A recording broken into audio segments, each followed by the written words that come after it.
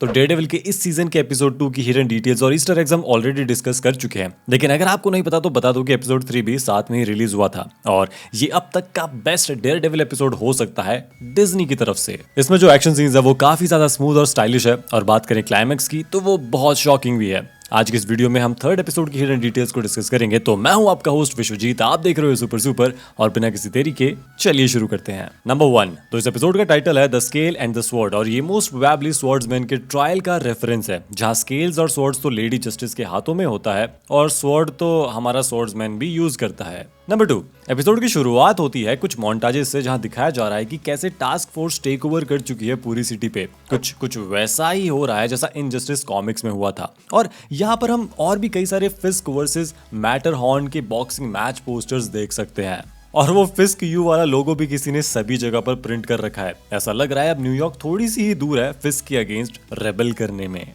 Number 3, तो पिछले episode में कैरन ने टास्क फोर्स के एक बंदे को किडनैप कर लिया था। अब यहाँ डेयरडेविल अपनी सुपर पावर्स को यूज करता है ये पता करने के लिए कि वो बंदा झूठ बोल रहा है या नहीं, और वो यहाँ डेलिबरेटली कहता है यू आर अ लायर। झूठ बोल रहे हो, तुम झूठे हो, झूठ बोल रहे हो हमसे। झूठ नहीं है, ये जो भी कह रहा है सच कह रहा है। इवन दो वो बंदा सच बोल रहा होता है ताकि डेयरडेविल उससे बार बार सच बुलवा सके और मेक श्योर कर सके कि एक वर्ड भी झूठ ना हो। नंबर 4, तो जिस ऑफिसर को कैरन पकड़ कर लाई है ना, वो एक्चुअली में सीजन 1 के फाइनल एपिसोड में भी था और उसको तब भी अच्छे ऑफिसर की तरह दिखाया गया था। जब मार्शल लॉ लग जाता है और मोन्टाजेस चलते हैं टास्क फोर्स की ब्रूटैलिटी के, तब ये बंदा ही होता है जो हैरान होता है अपने साथी ऑफिसर्स की क्रूएल्टी देखकर। नंबर 5, तो इंट्रो के बाद जो फर्स्ट सीन होता है वहाँ हेथर नेल हैमर कर रही होती है और वॉल में आ जाता है बड़ा सा क्रैक। अब पापा पीटेंगे इस डर से उसे पैनिक अटैक आता है और ये दिखाता है कि उसकी मेंटल स्टेट फिलहाल ठीक नहीं है। ऑब्वियसली ये सब म्यूज की वजह से हो रहा होता है, तो वो ड्रॉअर में से म्यूज का मास्क निकाल लेती है, जो कि मुझे नहीं लगता कि सही बात है। मतलब अपने ट्रॉमा को साथ लेकर घूम रही है वो, इस उम्मीद में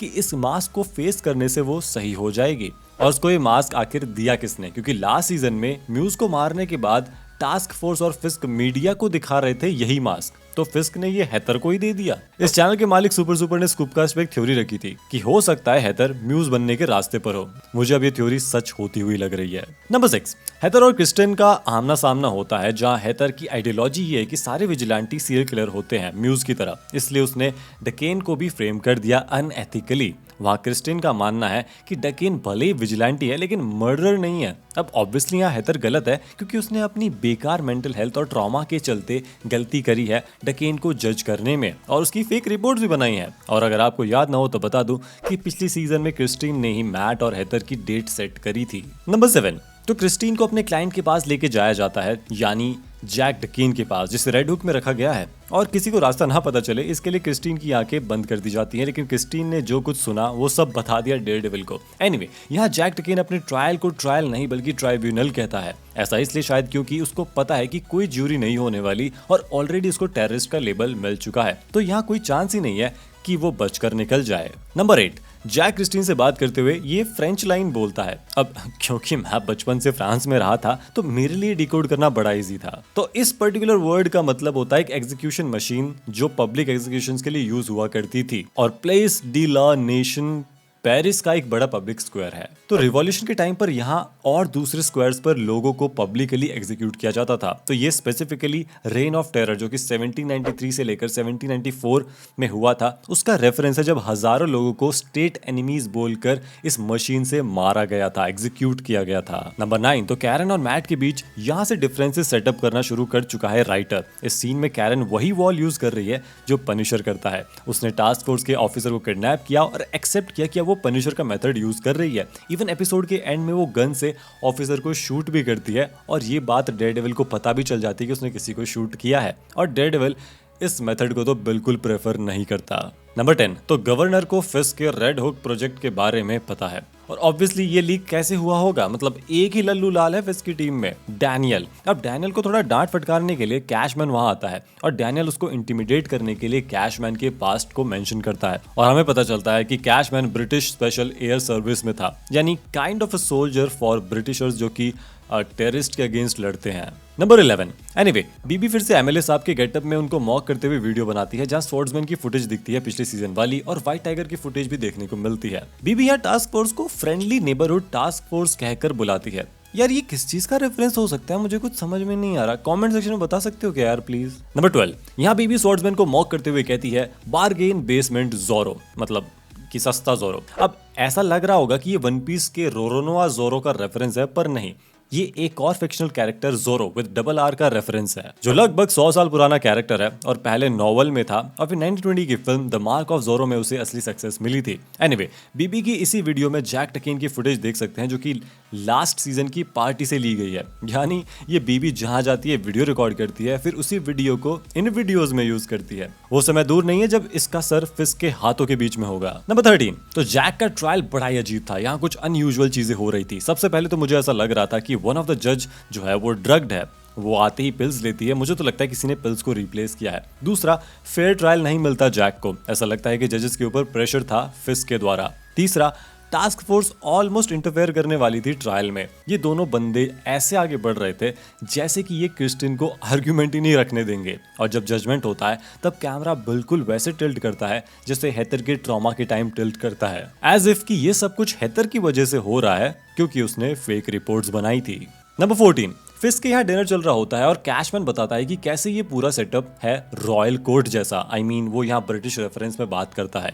यहाँ वो किंग क्वीन को मेंशन करता है और फिर डैनियल को एयर बोलता है। और मैंने पिछले एपिसोड के ब्रेकडाउन में कहा था कि शायद से बहुत ही कम चांस है कि राइटर डैनियल को एयर की तरह सेटअप कर रहा है, और क्योंकि इस सीजन किंग पिन की स्टोरी खत्म हो जाएगी तो मे बी डैनियल का कैरेक्टर आर्क आगे जाएगा, वो इस करप्ट लेगेसी को कैरी फॉरवर्ड करेगा। नंबर 15, तो इस सीजन में हमने देखा है कि कैसे क्रिस्टीन बहुत गुस्से में थी कि भाई मैट मर्डॉक गायब हो चुका है और किसी को उसकी परवाह नहीं है, कोई उसे ढूंढ नहीं रहा क्योंकि वो बहुत क्लोज फ्रेंड है मैट की। और जब मैट एज डेयरडेविल क्रिस्टीन के ऑफिस में आता है तो क्रिस्टीन उसको पहचान ना ले इसके लिए वो अपनी आवाज ही चेंज कर लेता है। मतलब ये तो प्रॉपर बैटमैन मूव लगा मुझे डेयरडेविल की तरफ से। I talked to Christian Bale before this awards. He says thank you. Number 16, तो इस एपिसोड की शुरुआत में क्रिस्टीन को जब ब्लाइंड फोल्ड लगाकर रेड हुक में ले जाया जाता है और वो जो इन्फॉर्मेशन कलेक्ट करती है अपने बाकी सेंसेस के थ्रू, वो इन्फॉर्मेशन डेयरडेविल के काम आती है और वो रेड हुक में अटैक कर देता है। अब वो वहां जाता है फिस्क को एक्सपोज करने, लेकिन इतने सारे हॉस्टेजेस को वो वहां नहीं छोड़ सकता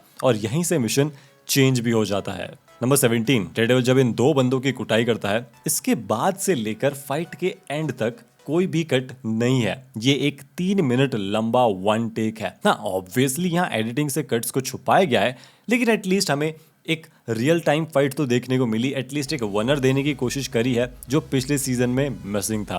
नंबर 18, तो याद है ना एपिसोड 1 में मैट एंड नॉर्दर्न स्टार पर एक बॉक्स में अपनी वॉच रख दी थी ताकि वो बाद में उस बॉक्स को ट्रैक कर सके। वही वॉच का साउंड यहाँ रेड हुक में आ रहा होता है और कुछ इसी तरीके से मैट नेटफ्लिक्स सीजन्स में भी लोगों को ट्रैक करता था उनकी वॉच का साउंड याद करके। नंबर 19, तो टास्क फोर्स बड़ी हरामी कॉम है, वो ब्रूटैलिटी बहुत ज्यादा करते हैं, लेकिन अब तक वो मर्डरर्स तो नहीं थे एटलीस्ट। लेकिन यहाँ जब सारे प्रिजनर्स भाग रहे हैं और डेयरडेविल उनकी हेल्प कर रहा है, तब पॉवेल कहता है शूट द प्रिजनर्स, जो कि सही में मर्डर करने के लिए ऑर्डर दे रहा है अपनी टीम को। इस पे कोल नॉर्थ जो कि करप्ट ऑफिसर है वो भी हैरान होता है कि भाई मार पीट तक तो सही था, मर्डर कैसे कर सकते हैं प्रिजनर्स का, शूट कैसे कर सकते हैं उन्हें।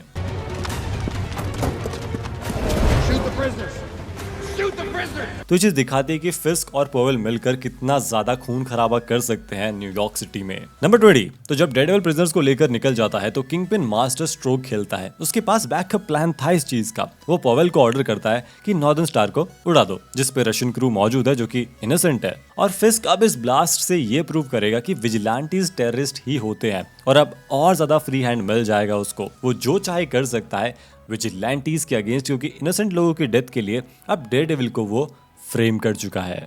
तो यार आप लोगों को क्या लगता है कि डेयरडेविल का नेक्स्ट मूव क्या होना चाहिए, वो कैसे बचेगा इस सिचुएशन से, कैसे सॉल्व करेगा सब कुछ? और अगर आपको लगता है कि हमने कोई डिटेल मिस कर दी है तो कमेंट सेक्शन में जरूर बताना यार, अच्छे से डिस्कस करेंगे। बाकी आज की इस ब्रेकडाउन वीडियो में तो बस इतना ही था। वीडियो अच्छी लगी तो लाइक और शेयर कर देना और हाँ सब्सक्राइब भी कर लेना, क्योंकि ऐसे ही और ब्रेकडाउन्स आते रहेंगे। Thank you for watching guys, you are super super, piece.